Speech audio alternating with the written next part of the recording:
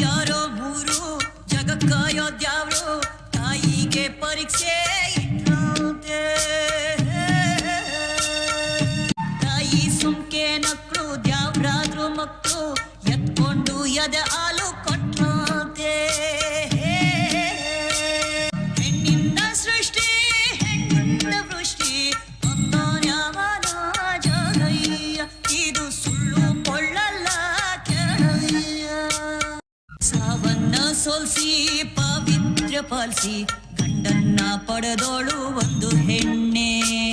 ಪಂಚಭೂತಗಳಂಥ ಧರ್ಮ ಕಾಯುವಂಥ ವೀರರ ಕೊಟ್ಟೋಳು ಒಂದು ಹೆಣ್ಣೆ ಶ್ರೀದೇವಿ ಹೆಣ್ಣೆ ಭೂದೇವಿ ಹೆಣ್ಣೆ ವಿದ್ಯಾದೇವ